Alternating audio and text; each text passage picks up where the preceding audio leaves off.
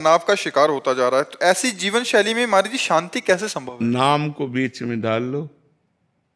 जो चाहत है नित्य सुख, और मन को विश्राम, हित ध्रुव हित सो भजत रहो, पल पल श्यामा श्याम श्यामा श्याम श्यामा श्याम। यदि नाम जप करने लगो तो सब बात ठीक हो जाए। दौड़ भाग तो करनी पड़ेगी, और संसार की वस्तुएं भी चाहिए, परिवार है, शरीर है, तो हमें परिवार का पोषण करने के लिए धन चाहिए, शरीर का पोषण करने के लिए धन चाहिए, धन के लिए व्यापार नौकरी चाहिए, व्यापार नौकरी उन्नतशील हो, ये ऐसे कम अर्थ वाला ना हो जिससे हमारे पूरा परिवार। तो अब ये सब चिंतन जब चल रहा हो, उसी समय नाम चलाओ, राधा राधा राधा। ये हमारे भाग्य में होगा तो व्यवस्था हो जाएगी, क्या चिंता करनी। राधा राधा राधा।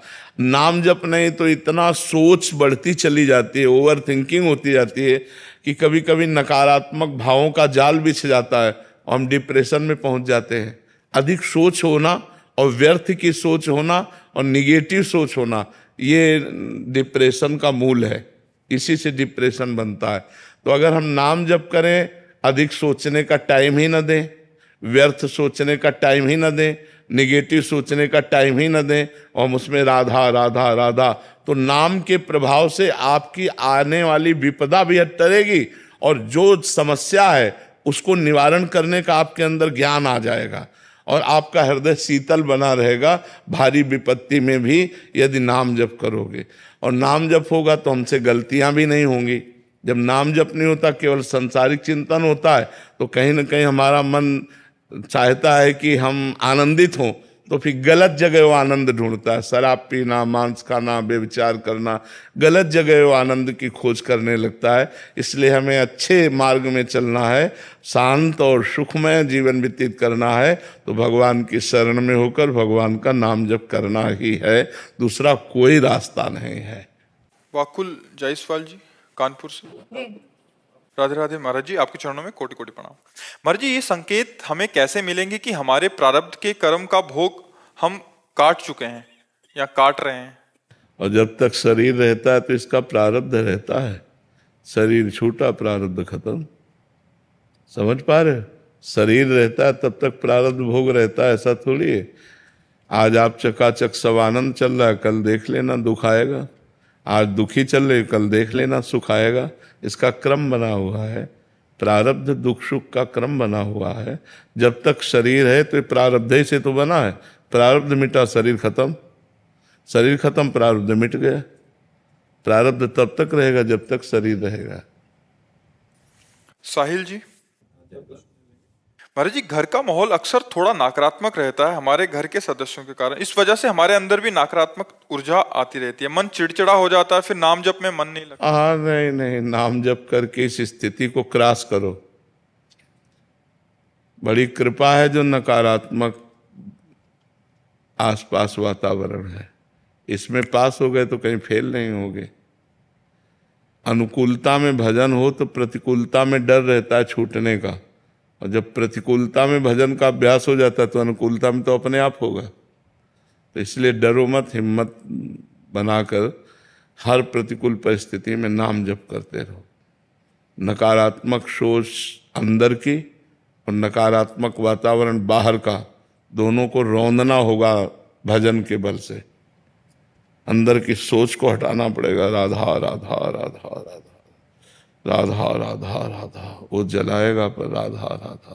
और बाहर जो वातावरण है, सबसे नम्र विनम्र व्यवहार, वो आपके प्रति कटुता और आप प्रियता, नाम जब तो निकल जाओगे। अब वातावरण से पूछो तो किसका वातावरण अनुकूल, पूछो। सबके कुछ न कुछ प्रतिकूलता लगी ही रहती है। ये संसार है, 100 में 2-4 तो प्रतिकूल बने ही रहते हैं। तो ऐसे हमें लगता है, हम सोचे कि अनुकूल परिस्थिति और अनुकूल वातावरण हो मिल जाए तब भजन करेंगे, तो कभी नहीं मिलेगा। जैसी परिस्थिति है, जैसा वातावरण, इसी में भजन करके निकल जाओ तो निकल जाओ, नहीं तो परिस्थिति नहीं बदली जा सकती, अपने भाव बदले जा सकते हैं। अपनी स्थिति को बदलो, अपने भाव को बदलो, हर समय नाम जप करो। वातावरण परिस्थिति वो सब समय से अपने आप बदलेगी। आप सोचो कि हमें अनुकूल वातावरण आज मिले तो अभी नहीं मिलेगा। पाप का कर्म भी तो भोगना है। जो हमने पूर्व में पाप कर्म किए वैसा भोगना है। वैसे हमें मित्र मिलेंगे, वैसे हमें परिवार मिलेगा, वैसे ही हमें संयोग मिलेगा। जैसा हमारा कर्म है तो हम उसके अनुसार अब ना चलें। जो पूर्व का कर्म जैसा हमें संग दिया अब उसके अनुसार न चलें। अब हम नए कर्म की रचना करें, भगवान के चरित्र पढ़ें, नाम जप करें, भगवान की आराधना करें, तो हमारे प्रारब्ध को भोगने की सामर्थ्य आ जाएगी और आगे का भाग्य निर्मल हो जाएगा हमारा। स्मिथ अग्रवाल जी, यूरोप से। राधा वल्लभ श्री। राधे राधे महाराज जी। महाराज जी, जीवन में अनुभव ऐसे रहे हैं कि मुझे लोगों पर आसानी से भरोसा नहीं होता। वैसे भरोसा लोगों पर ना करके भगवान पे ही करे, क्योंकि तुम्हारे जीवन के अनुभव रहे हैं कि आसानी से भरोसा नहीं होता। हम भरोसे के बिना चले नहीं हैं, हमारा भरोसा ही सब कुछ रहा है, लेकिन धोखा ही धोखा है।